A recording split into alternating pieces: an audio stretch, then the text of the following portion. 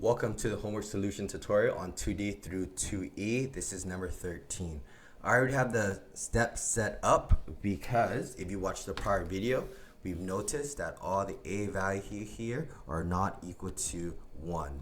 Since it's not equal to 1, we cannot use our traditional find P and Q method.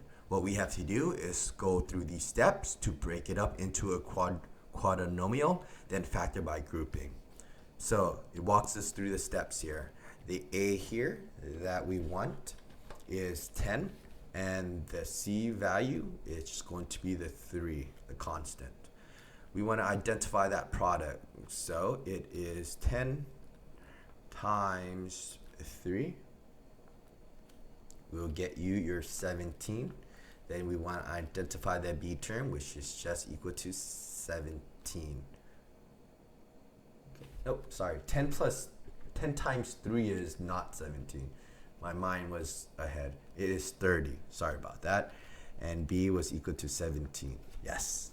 Now, we want to identify two numbers that multiply to make that product of 30. So we write 30 here.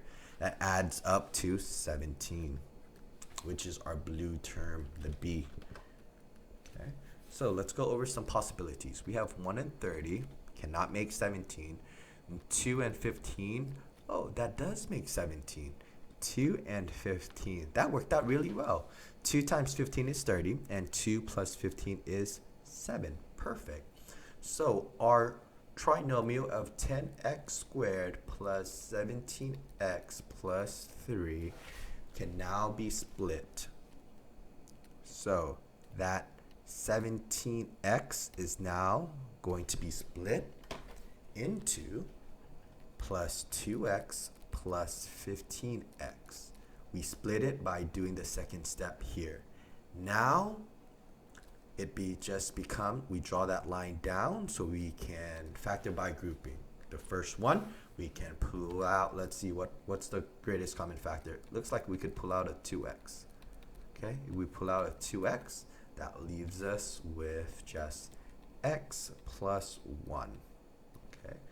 Then next, looks like we can pull out a 3 here, leaving you with pull out a 3, leaving you here with just x plus 1. The first expressions are your GCF, so it is 2x plus 3, and then your second expression is your shared term, which is just x plus 1. There you go, you just factored out the trinomial when a isn't equal to 1.